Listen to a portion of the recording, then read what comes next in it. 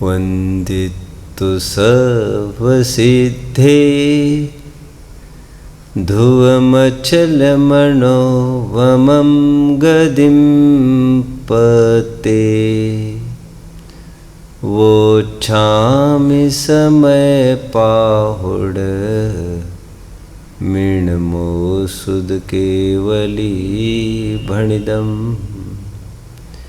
नमः समय साराय स्वानुभूत्या चकासते चित् स्वभावाय भावाय सर्वभावान्तरच्छिदे अनन्तधर्मणस्तत्त्वं पश्यन्ति प्रत्यगात्मनः अनेकान्तमयी मूर्तिर्नित्यमेव प्रकाशिताम्।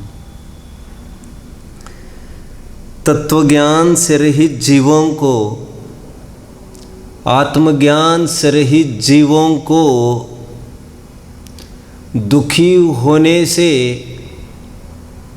दुनिया की कोई भी असाधारण ताकत, super natural power, any super natural power, कोई करिश्मा अथवा कोई चमत्कार बचाने में समर्थ नहीं। अर्थात तत्वज्ञान से रहित जीवों का दुखी होना अनिवार्य है, अवश्यंभावी है, अटल है। तत्वज्ञान विहीनानां दुःखमेव ही शाश्वतम। तत्वज्ञान से रहित जीवों का दुखी होना ही एकमात्र गति होती है।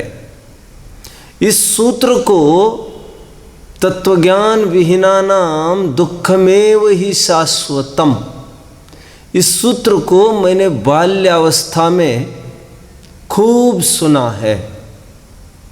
जब स्कूली जीवन जीने लग गया तो स्कूल्स में भी लौकिक अध्यापकों के मुखारबिंद से मैंने इस सूत्र का कई दफे श्रवण किया है।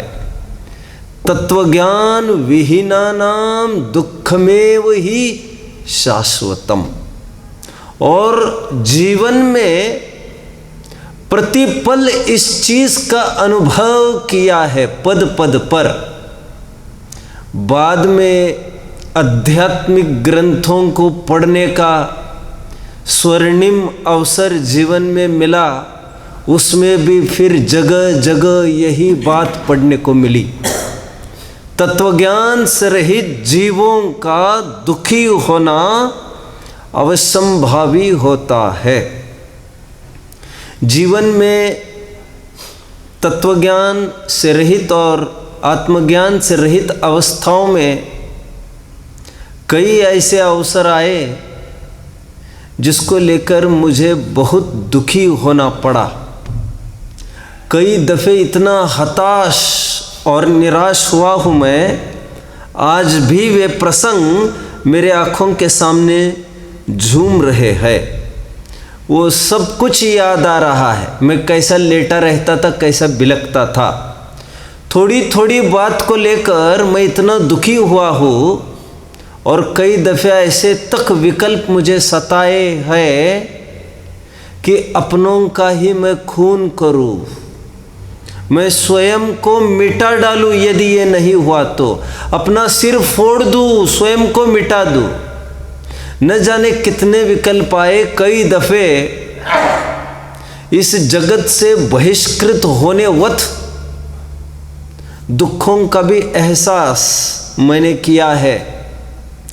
और जब जब भी मैंने इन दुखों की परतों को खोलना चाहा और उनकी जड़ में झांकना चाहा, तब अजब गजब की बात यह है कि कई प्रसंगों में मुझे जड़ तो यह समझ में आई कि मैं पर को अपने अधीन मानता हूँ। दरअसल मैं ये मानता हूँ कि मैंने जीवन में इतने इतने उपकार किए हैं मेरी पत्नी पर और मेरे बच्चों पर, मेरे छोटे भाइयों पर, मेरे सेवकों नौकरों पर, मेरे श्रोताओं पर, मेरे अड़ोसी पड़ोसियों पर, समाजवासियों के प्रति मैंने मेरा इतना किया है। और ऐसी स्थिति में तो उनको मुझे काम में आना चाहिए था, उन्होंने अच्छा नहीं किया, ये दगेबाजी की उन्होंने। ऐसा बहुत मन घुटकर रह गया। ऐसे कई अवसर आए, मैंने जड़ में खोद कर देखा, उसकी जड़ में मुझे क्या मिला? यह मिला कि मैं कहीं ना कहीं पर द्रव्य को अपने अधीन मानता था। पर द्रव्य में ध्यान रहे, कहीं कहीं मैं शरीर को भी अपने अधीन मानता था कि इसको ऐसा चलना चाहिए। बहुत बार यहाँ तक हुआ कि मेरे वचन को मैंने अपने अधीन माना और मेरे अनुरूप वाचा नहीं निकली तो मुझे अच्छा नहीं लगा। ऐसा लगा कि ये जीवन खत्म हो गया, मरना बेहतर है। और बहुत बार मैं इस बात को कह चुका हूँ। एक मार्क के पीछे 10वीं में मैथमेटिक्स सब्जेक्ट में मैं सेकंड टॉप आया और मैं उसे बर्दाश्त नहीं कर पाया। उसकी परतें भी जब मैंने बाद में खोलकर देखी, तत्वज्ञान होने पर, आत्मज्ञान होने पर, तो मैंने ये पाया कि मैं क्षोभ का भी कर्ता बन बैठा था। और कुछ एक प्रसंगों के दुखों में जब मैंने परतें खोली तो मैंने जड़ को खोद कर देखा तो मैंने पाया कि मैंने स्वयं को पर के अधीन माना है। दो बातें मैंने पाई जीवन में। कहीं ना कहीं हम दूसरों को अपने अधीन मानते, उसको ऐसा करना चाहिए। खास तौर पर जिन पर हमारे लौकिक उपकार बहुत है ऐसा भासित होता है, जो हमसे छोटे हैं ऐसा भासित होता है, उनकी जड़ ये बनी रहती है, उनको अपने अधीन मानते रहते हैं। हम ये समझते हैं कि उनको ये चीज़ करना ही चाहिए मेरे प्रति। और कहीं कहीं मैंने ये पाया कि मैं दबाया जा रहा हूँ और उनके कारण मैं दुखी हूँ, ऐसा मैंने पाया। दरअसल इसकी भी जब मैंने परतें खोल कर देखी, इस दुख का कारण ये है कि मैं स्वयं को पर के अधीन मान रहा हूँ। लेकिन तत्वज्ञान होने के बाद मुझे ये भी चीज़ पता चल गई कि दरअसल पर ने मुझे अपने अधीन नहीं किया था, मेरी ही कुछ कषायों ने उनके अधीन करने को बाध्य किया था। उस दिन मैं घटना सुना रहा था स्वामी विवेकानंद और तिलक की। घटना मैंने अधूरी सुनाई है, लगे हाथ अधूरी को पूरा किए देता हो। जब तिलक ने यह कहा था विवेकानंद को, आप यहाँ पर मालाएं जप रहे हैं, बंद कमरे में बैठकर, बंद दरवाजे में बैठकर, और वहाँ पर ये फिरंगी हमारा खून चूस रहे हैं अंग्रेज, क्या आएगा आपके काम, ये अध्यात्म। तो विवेकानंद ने एक बात कही थी और उन्होंने कहा था, यदि भारतीय हारा है तो अंग्रेज की बंदूक से नहीं हारा है, यदि वह हारा है तो अपने भय की प्रवृत्ति से मैं मर जाऊंगा। ये उनके कोट से उनके उद्गार है। उनके आगे के वचन ये थे, इन भारतीयों की लोभ प्रवृत्ति ने भारतीयों को नष्ट किया, अपना घर भरने की कुचेक की प्रवृत्तियों ने बचे हुओं को तबाह कर दिया। यदि भारतीयों में यह कषाय न घुसती तो अंग्रेज हम पर कभी राज नहीं कर पाते। और ध्यान रखना, वे चलती बंदूकें और चलती गोलियां कभी भी हमको रोक नहीं पाएगी। यदि रोकने वाली कोई चीज़ है तो वह हमारा भय, हमारा लोभ, हमारा मोह हमारे घर वालों के प्रति। ये तब के उनके वचन थे। खैर, निष्कर्षतः आज तक जितना मैंने दुख पाया है, मैंने जब उसके जड़ खोदता हूँ तो मैं समराइज करके एक वाक्य कह सकता हूँ, और वह यह है, मैंने एक द्रव्य को दूसरे द्रव्य रूप माना था। आज मैं ये भली भांति समझता हूँ, जो द्रव्य जिसका है उसका वही स्वामी होता है। द्रव्य में रहने वाले गुण ही उस द्रव्य के मालकियत के होते हैं, पर द्रव्य पर उसका किसी प्रकार कोई अधिकार नहीं चल सकता। आपने एक विश्व प्रसिद्ध नाटककार का नाम सुना होगा, 16वीं 17वीं सदी में हुआ है, विलियम शेक्सपियर। बहुत अच्छी घटना है। ओथेलो नाम का एक नाटक का मंचन हुआ मंच से। बहुत विशाल जन समुदाय था, और ओथेलो नाटक के बाद पब्लिक की खूब डिमांड आई कि उस डायरेक्टर को, नाटककार को हमारे सामने लाया जाए। हमारी आंखें तरस रही है इस विलियम शेक्सपियर को देखने की। शायद 50 एक उम्र होगी, विश्व पर अपना एक छाप छोड़ने वाला व्यक्तित्व। तो किसी एक व्यक्ति को कुतूहल हुआ, भाई साहब आप जानते होंगे इस घटना को, शायद किसी व्यक्ति को कुतूहल हुआ कि इतनी प्रशंसा बटोरने का यह सुंदर अवसर छोड़ने लायक नहीं है। और बड़े लोग, मन से उदार लोग तो वैसे ही इस हवस और प्रसिद्धि की पिपासा से कोसों दूर रहते हैं।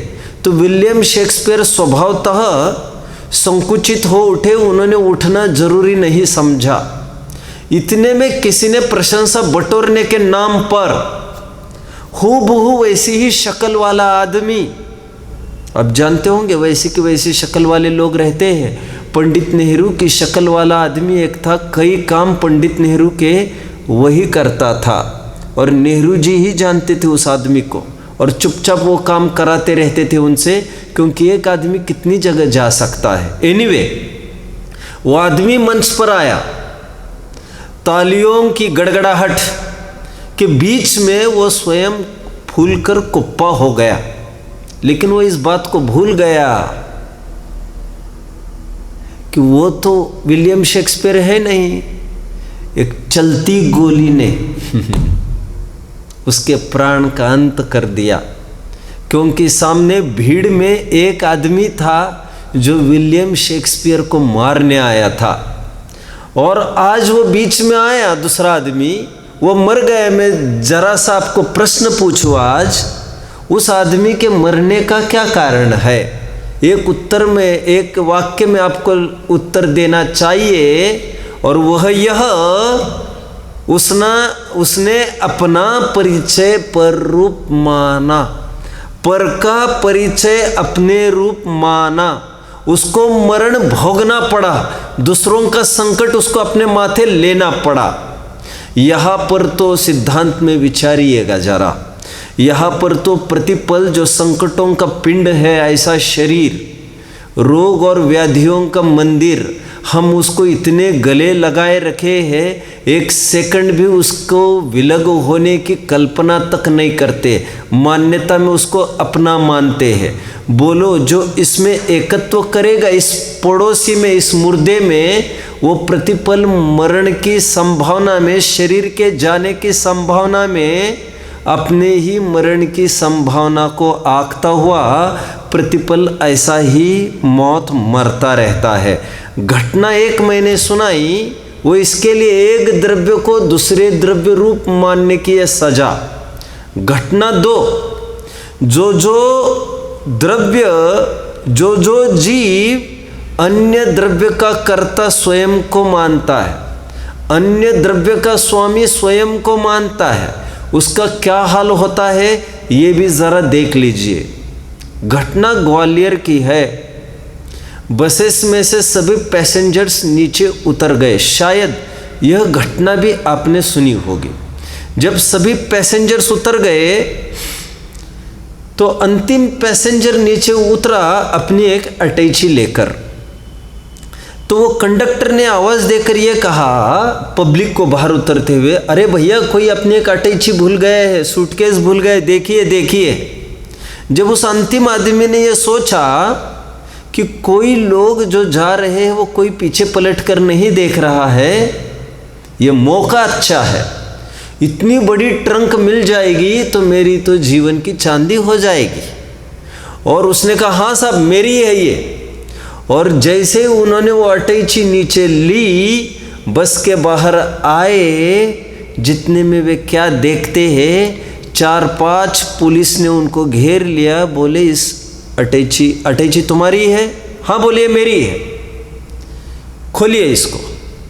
और जैसे ही खोला उसमें और कुछ नहीं था, बोलिए एक डेड बॉडी थी।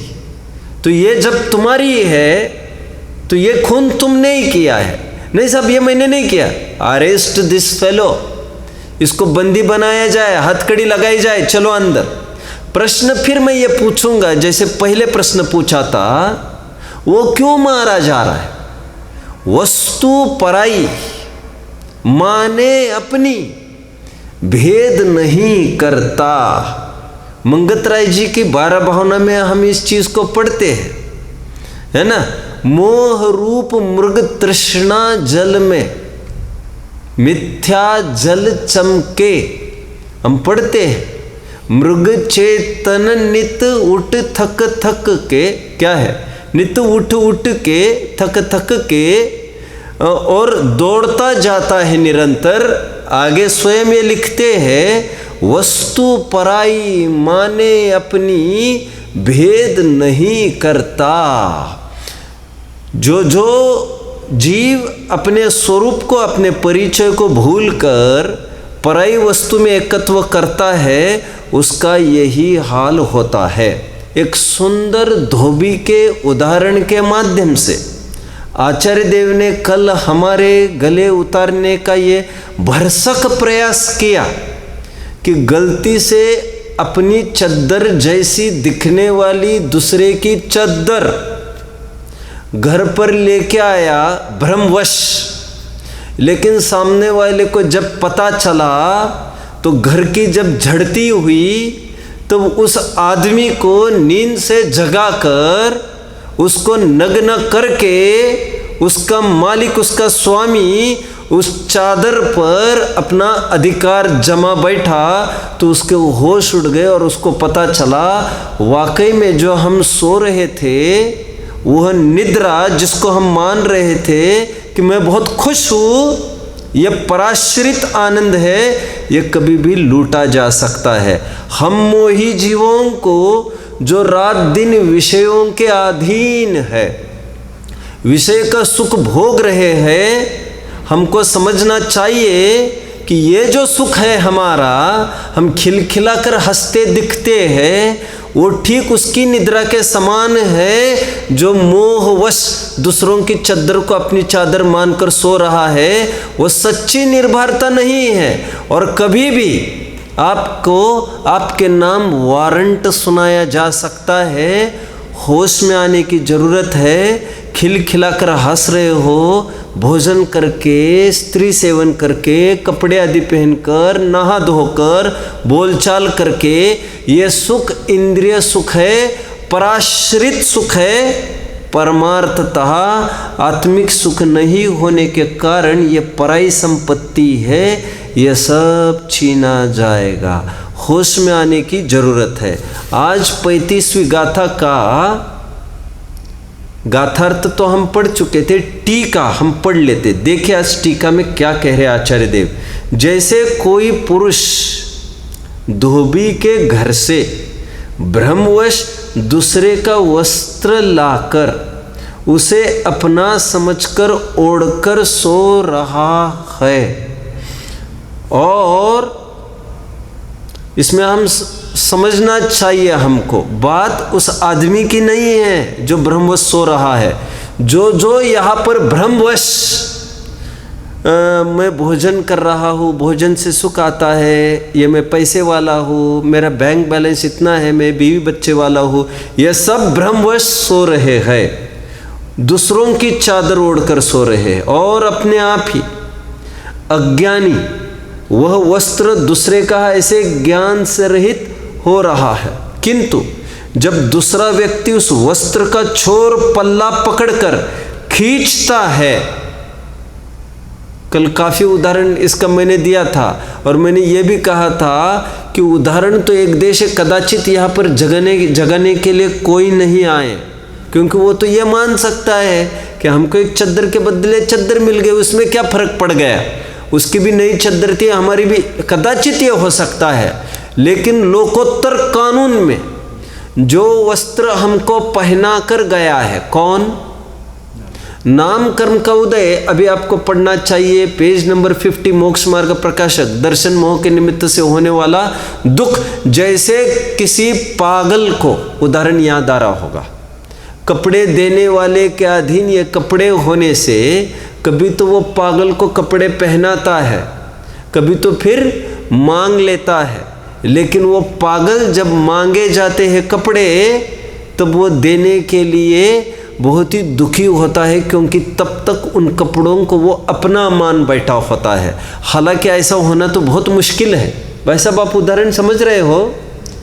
ऐसा मान के चलिए हमने किसी को कोई वस्तु दे दी और 10 दिन के बाद हमें उसकी फिर से ज़रूरत पड़ी और हमने मांग ली फिर से उसको, हमारी मालकियत की, तो उसको इसका कुछ भी उपकार भाव नहीं होगा कि कम से कम 10 दिन तो थी मेरे पास हम और गालियां देंगे उसको, क्योंकि गालियां देने का कारण ये है अभी हमें उसके प्रति मोह हो गया। कल तक नहीं थी, तब तक तो कोई बात नहीं थी, तो इसका कारण केवल एक मोह है, हमने धारणा बनाई।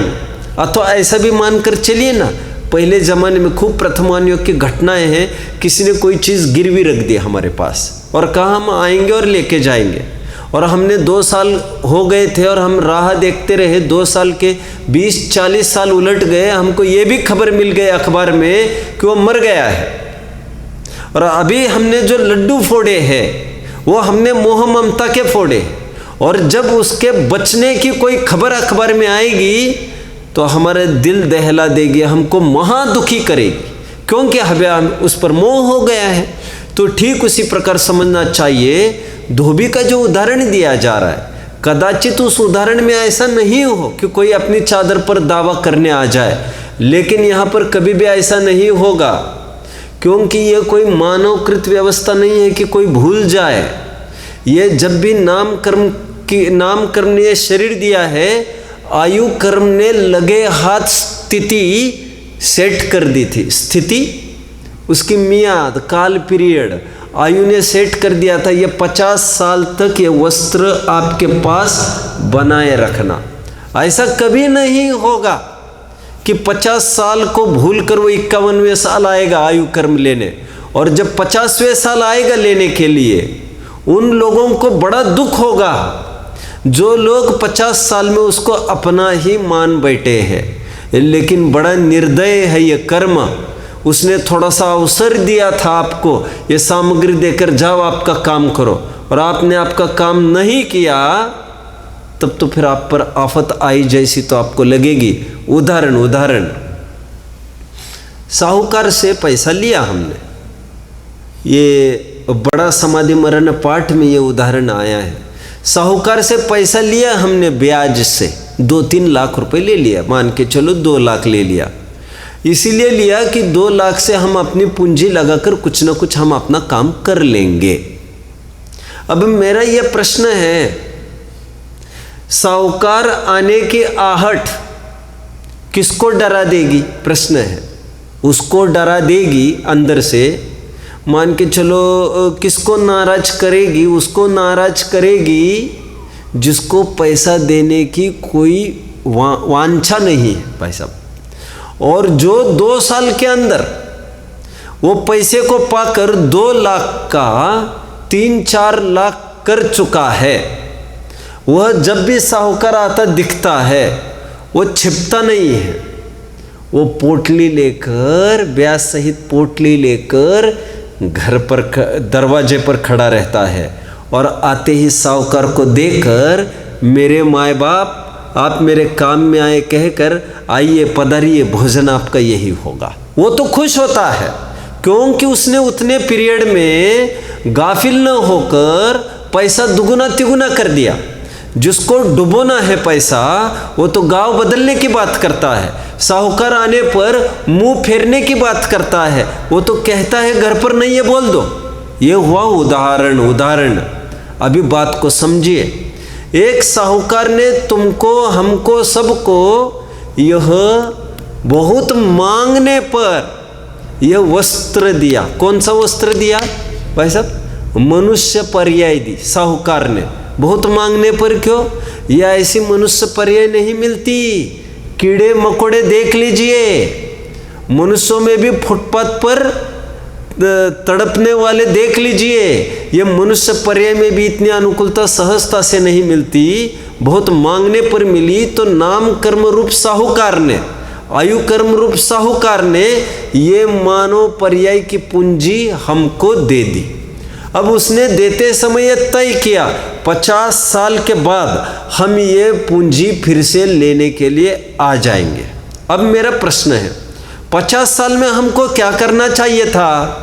सज्जन को चाहिए था 50 साल में वो इस पूंजी का प्रयोग संयम के लिए करे, मानो पर्याय, और इतना संयम करे उसमें, और इतना तपाए, और आत्मा में इतना उत्तीर्ण हो, परिशह जय उपसर्ग जय आदि, इतना इच्छा का निरोध हो कि जिस समय मरण की स्थिति आए तो वो उसका महोत्सव मनाए।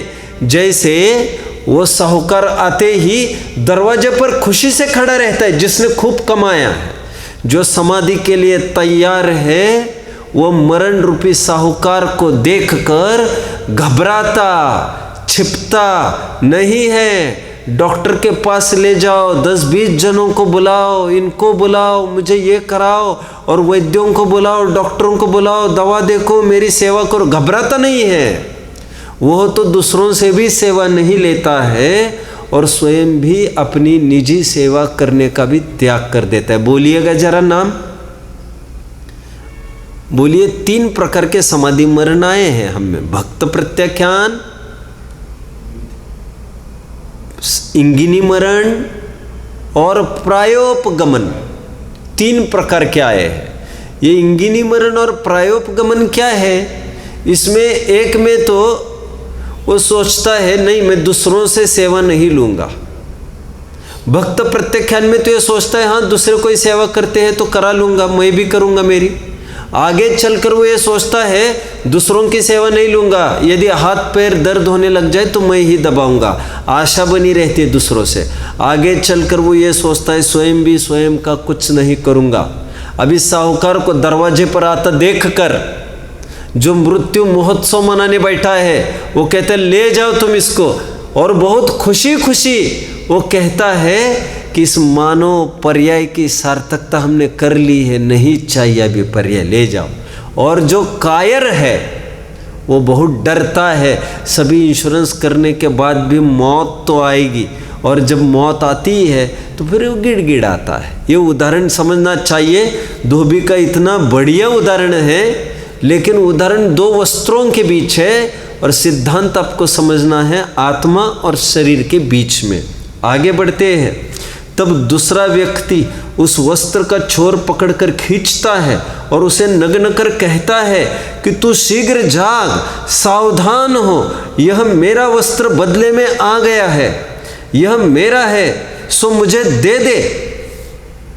देखो कितनी कैसी बात करता है। तब बारंबार कहे गए इस वाक्य को सुनता हुआ वह उस वस्त्र के सर्व चिन्हों से भली भांति परीक्षा करके अवश्य यह वस्त्र दूसरे का ही है ऐसा जानकर ज्ञानी होता हुआ, ज्ञान हुआ ना, यह वस्त्र दूसरे का ही है, परित्तीर्णादुणम, ऐसा पूर्व गाथा के शब्द थे। ऐसा जानकर ज्ञानी होता हुआ उस दूसरे के वस्त्र को शीघ्र ही त्याग देता है। अब मैंने कल उदाहरण में क्या लिया था, याद आ रहा होगा आपको? क्या लिया था मैंने? शीघ्र ही त्याग देता है का अर्थ मैंने ये नहीं कहा था शीघ्र छोड़ देता है चद्दर को, मैंने ये कहा था मजबूरी वशत अभी नहीं छोड़ सकता, लेकिन कल देने की बात करता है। लेकिन अध्यात्म जो यहाँ पर कह रहा है शीघ्र ही त्याग देता है, उसका अर्थ ज्ञान में लेना चाहिए, क्योंकि उसका ममत्व तो छूट जाता है उसके प्रति। क्योंकि रात भर भी उसको यह पीड़ा सताती है कि कब दिन की पहली किरण खुलेगी और मैं कब इसको धो धाकर फिर से अच्छा करके प्रेस करके फिर इसको लौटाऊंगा। अवश्य यह वस्त्र दूसरे का ही है, ऐसा जानकर ज्ञानी होता हुआ उस वस्त्र को शीघ्र ही त्याग देता है। इसी प्रकार ज्ञाता भी भ्रमवश पर द्रव्य के भावों को ग्रहण करके उन्हें अपना जानकर अपने में एक रूप करके सो रहा है। बात समझे इस बात को। आचार्य देव कोई सोने की बात नहीं कर रहे, वैसी जो जो एक्टिविटी अज्ञानी कर रहा है वो गहल में है, निद्रा में है। वो मान बैठा है ये बीवी बच्चे ये सब मेरे हैं, ये सब मेरे काम में आ जाएंगे। और थोड़ी अवस्था बदल जाए, थोड़ी उम्र भी बढ़ने लग जाए अपना बच्चा बोलने नहीं देता अपने को, और थोड़ी उम्र बढ़ने लग जाए फिर तो सवाल नहीं है हमारे बोलने का, फिर तो उनको सुनने का ही काम है। मतलब सब परिस्थितियां बदलते देखी जाती है। मैं तो कभी कभी कल्पना करता हूँ यदि बुढ़ापा पहले आता और जवानी वगैरह बाद में आती तब कोई बात और होती। प्रतिकूलता देखने के बाद शायद ही कोई इतना प्रेम करता फिर संयोगों में।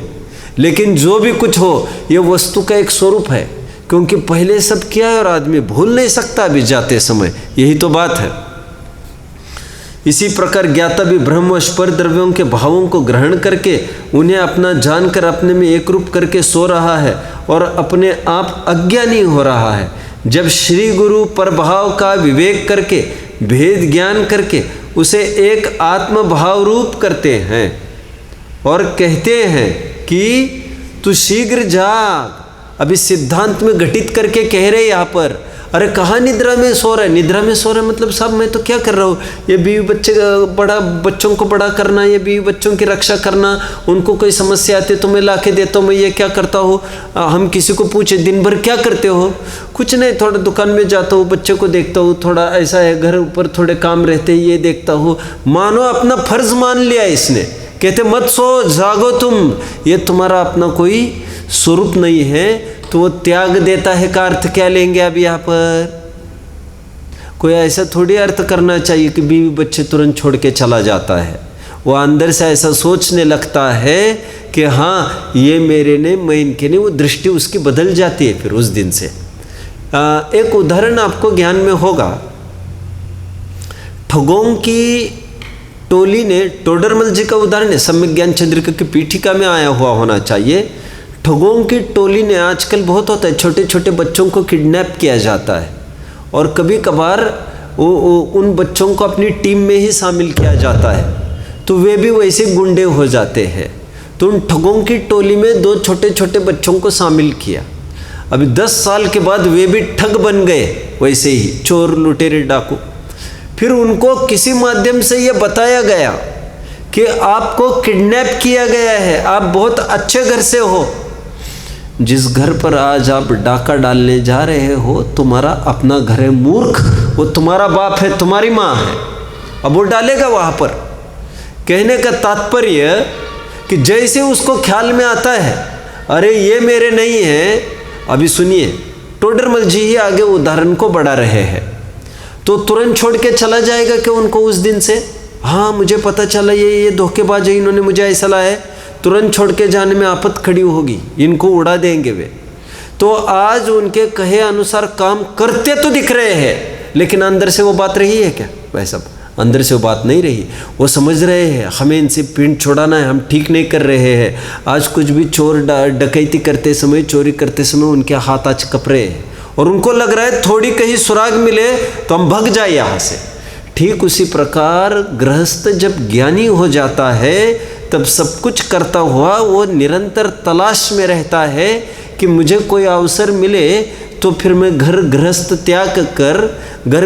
को त्याग कर मैं मुनि होकर मैं अपने आत्म साधना करूँगा। लेकिन उस अवसर की तलाश में रहता है वो, चाहे जैसा तुरंत थोड़ी ना भाग सकता है अपना पौरुष बढ़ाए बिना। बुंदेलखंड में कहावत चलती है, घर से कोई बाहर जा रहा हो और कोई कहे कि साहब आप कहाँ जा रहे हैं, कहते हैं फिर से टोक दिया तुमने हमको, हमने कितनी दफ़े कहा है हम बाहर निकलते समय हमको पूछा मत करो कहाँ जा रहे हैं, टोका मत लगाया करो। क्या कहता है आगे वो आदमी, टोका लगाने से बोलो क्या होता है भाई साहब, बहुत अच्छा, टोका लगाने से काम बिगड़ता है, टोका मत लगाया करो। अब मैं ये कहता हूँ ज्ञानी को ऐसी आदत लग गई है हर एक काम करते समय स्वयं ही स्वयं का एक टोका लगा देता है। तो उससे क्या होता है, वो जो भी काम करता है वो काम बिगड़ता है। मतलब क्या है, जितना दिल लगाकर करना चाहिए वो काम वो उतना दिल लगाकर नहीं कर सकता। दिल लगाकर नहीं करना का तात्पर्य क्या है, रोटी अच्छे से नहीं बेलेगी भाई वो माँ, ऐसा नहीं कह रहा हूँ मैं, जलाएगी ऐसा भी नहीं कह रहा हूँ मैं, कह रहा हूँ रोटी तो बनाएगी लेकिन जो अंदर से टोका लगा चुकी है स्वयं को कि मुझे नहीं बनानी है रोटी, मैं बनाने वाली नहीं हूँ, तो उसमें आत्मीय भाव टूट जाता है। फिर मैंने रोटी बनाई, मैंने रोटी खिलाई, मैंने बच्चे को बड़ा किया, यह सब कुछ माथे पर भार नहीं रहता है। सब कुछ एक्टिविटी करते समय बहू को सास डांट रही है घर पर बहुत, तो सास को ये विचार नहीं करना चाहिए अरे ये तो मुझे अपना अधीन समझते हैं और ऐसा थोड़ी चलेगा, और ये ऐसा नहीं, उसको ये समझना चाहिए अरे ये मेरी कमज़ोरी है, मैं आर्य का नहीं बन सकी इसलिए आज मैं यहाँ पर तड़प रही हूँ। यदि मैं स्वयं का पौरुष बढ़ाऊँ, आर्य का बनूँ, तो यही मुझे पूजने लग जाएंगे, तो फिर मैं मायके भागूँ, मायके में तो दूसरी समस्या है, वहाँ पर शील की रक्षा कैसे करोगी। यहाँ पर कम से कम तुम्हारा पति तो घर पर बैठा है, ये दुनिया जानती है, पति घर पर बैठा है, कैसा भी हो तो तुम लाख संकटों से बच रही हो। कहने का तात्पर्य यह है कि हम हर घड़ी में ये सोचें कि आज जो हमको दुख सहन करना पड़ रहा है, आपने मेरी नहीं मानी, आपने नहीं मेरी मानी, ये क्यों, ये मेरे घर में रहने के राग ने ये संकट लाया है। तुम्हें वैराग्य क्यों नहीं लाओ, गृहस्थपने को क्यों नहीं त्यागो। मैंने अच्छे शब्द का प्रयोग किया, टोका, और ज्ञानी हर जगह स्वयं को टोका लगा देता है, इसलिए उतनी आत्मीयता से, उतने एकत्व से वो कोई काम नहीं कर सकता जितने एकत्व से जान अपनी छिड़क कर मिथ्या दृष्टि करता है, सम्यक दृष्टि ऐसा नहीं करता। इसलिए कल परसों भी मैंने कहने का प्रयास किया था, सम्यक दृष्टि भोगता हुआ भी भोगता नहीं है, वह ज्ञाता ही है। भरत जी घर में वैरागी, इतना सब भोगते हुए भी उनके मन को पूछो।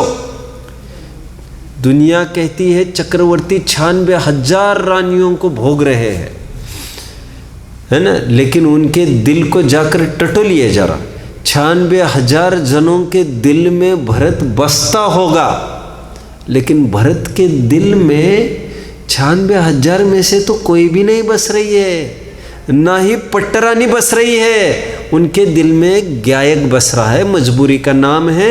ये सब गृहस्थी चल रही है, जल्द से जल्द पिंड छुड़ाने की सोच रहे दूसरा कोई सिंहासन पर बैठेगा तो मैं हट जाऊंगा, मुझे नहीं चाहिए किचकिच आगे लेकिन अभी नहीं है ना ऐसा पुरुषार्थ, तो कहाँ निकलूँ मैं। इस प्रकार देखिए आगे, इसी प्रकार ज्ञाता भी भ्रमवश पर द्रव्यों के भावों को ग्रहण करके उन्हें अपना जानकर, पर द्रव्यों के भावों को सब समझना है, पर द्रव्यों को भी समझिए और भावों को भी, बीवी बच्चे शरीर मन वचन काय मकान दुकान, ये लोक की प्रसिद्धि नातेदार रिश्तेदार समाजवासी, इन सबको अपना माने है। एक क्रोध मान माया लोभ, इनको अपना माना है। भावों को ग्रहण करके उन्हें अपना जानकर अपने में एक रूप करके सो रहा है और अपने आप अज्ञानी हो रहा है। जब श्री गुरु प्रभाव का विवेक करके और देखो बड़ी विचित्रता है, जितने जनों ने जितना एकत्व किया है उन्होंने फल यही भोगा है। हिटलर था एक आदमी, जानते हैं हिटलर? अभी 100 वर्ष पहले की बात है, बहुत पुरानी नहीं। और उसने गैस चैम्बर में डाल डाल के कॉन्सेंट्रेशन कैंप्स में उसने हजारों लाखों जनों को मारा। जानते हिटलर कैसा मारा? आप जानते? ऐसा नहीं जानते। फ्रांस ने भी अटैक किया, और जैसे अटैक किया जीव्स और नाजीज का बहुत टक्कर चलता रहा उस समय में। तो जैसे वो हिटलर को पता चला अब हम नहीं बचेंगे, हमको चारों तरफ से सेना ने घेर लिया है, तो उसने कुछ ऐसे अंडरग्राउंड नीचे जमीन में ऐसे इतने गुप्त ऐसे सुरंग बनाए थे जो शायद ही कोई ढूंढ पाए उसको। लेकिन उसकी पूरी टीम, 1.5 दिन पहले उसकी शादी हुई थी, एक शादी उसकी कुल 1.5 दिन पहले हुई थी, और वहाँ पर भी सुरंग का भी ट्रेस लग गया शत्रु को। और जैसे उसको पता चला हिटलर को शत्रु अभी अपनी तरफ आ रहा है, अभी अपन नहीं बच सकते, फिर वहीं पर उसने सबको कहा भी आप लोग बाहर चले जाओ। और किसी को यकीन भी नहीं हुआ कि यह आदमी स्वयं को शूट करके आत्महत्या करके मर जाएगा। इतनी दर्दनाक मौत स्वयं मरा है। मतलब जो जो ऐसा परद्रव्य में एकत्व करते हैं वो मरते ही है, घुटते ही है। वे जो जितना एकत्व करके पैसा कमाएगा, जितना एकत्व करके बच्चा पालेगा, जितना एकत्व करके घर मकान दुकान करेगा, उतनी तीव्र आकुलता होगी। वो बनारसी दास नहीं हो सकता कि आए हुए चोरों के माथे वे सब पोटलियाँ रखे और जाओ मुझे आवश्यकता नहीं है, तुम्हें आवश्यकता है तो तुम ले जाओ। वो नहीं हो सकता, क्योंकि उसकी एक एक चीज़ में अपनी जान अटकी। भाई साहब आज भी प्रतिकूलता आ जाए और सब कुछ तहस नहस हो जाए, हम कितने खड़े रह पाएंगे? और इसका अभ्यास तुम्हें हमें निरंतर करना चाहिए, और अपनों को भी यही अभ्यास देना चाहिए हमको।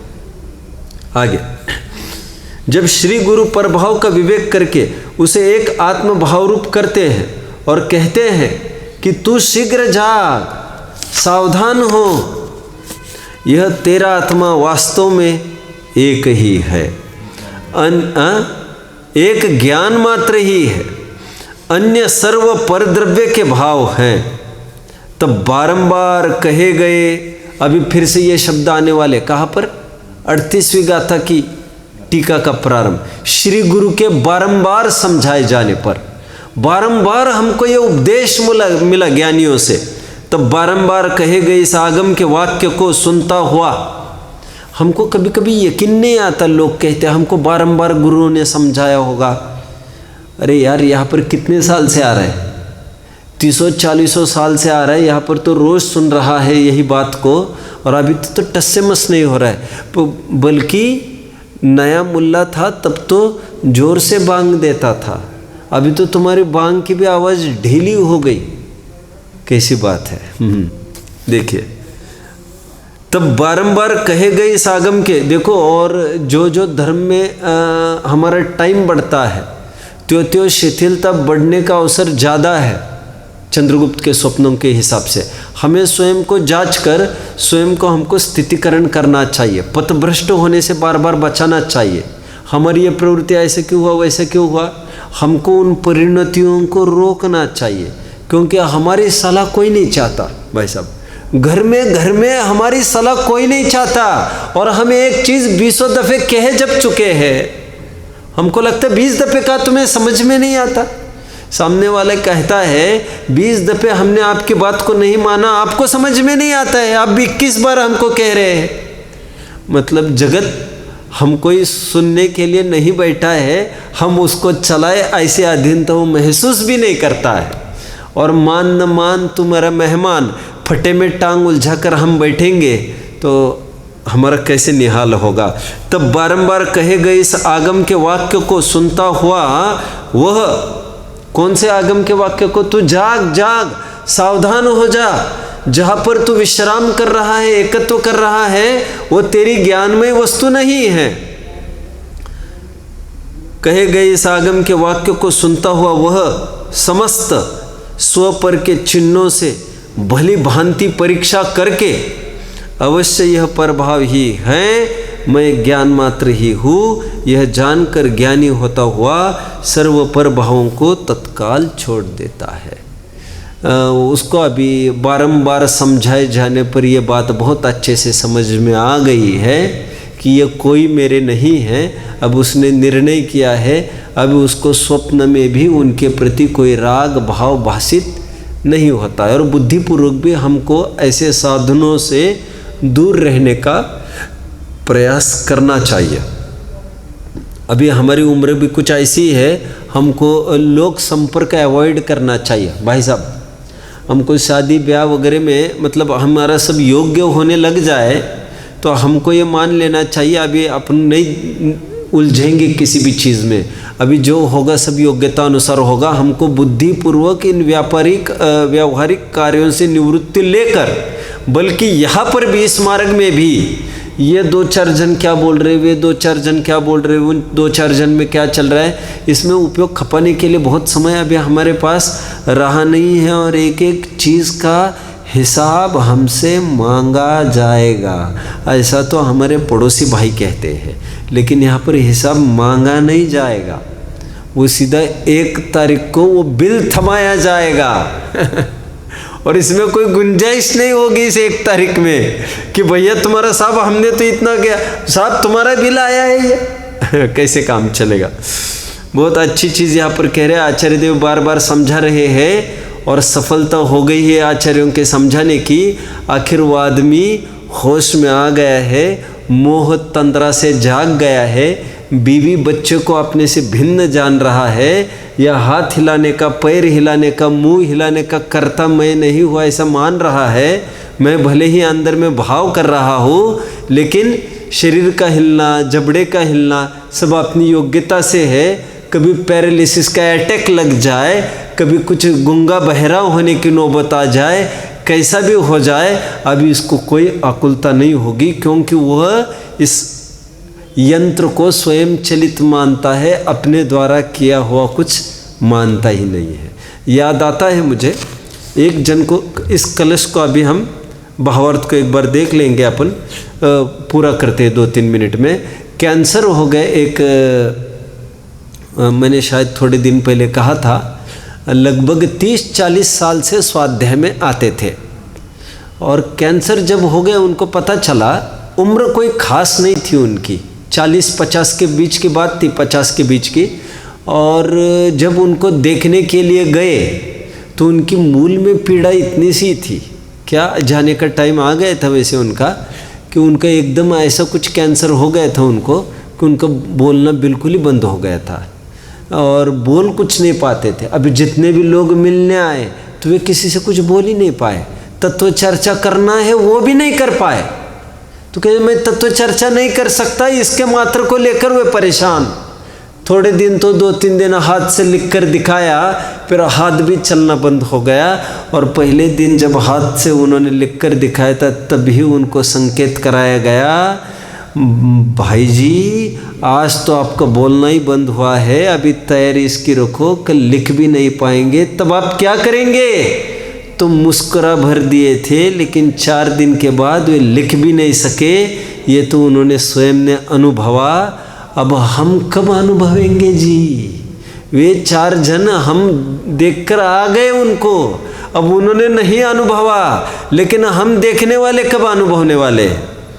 जब तक पर वस्तु को भूल से अपनी समझता है भावार्थ, तभी तक ममत्व रहता है। और जब यथार्थ ज्ञान होने से पर वस्तु को दूसरे की जानता है, दूसरे के मतलब पर वस्तु को पर की जानता है, तब दूसरे की वस्तु में ममत्व कैसे रहेगा, अर्थात नहीं रहेगा। यह प्रसिद्ध है। कुल मिलाकर यहाँ पर अपनी आत्मा से भिन्न जितनी भी वस्तुएं हैं, शरीर, माता पिता, बच्चे, मकान, दुकान आदि, मन, वचन, काय, सब कुछ, वो जो पर है उनसे अपने से भिन्न जानने की यहाँ पर प्रेरणा दी है। और जो उनको भिन्न जानता है, ममत्व छुड़ाता है, फिर वो कभी भी दुखी नहीं होता है। ओम नमः।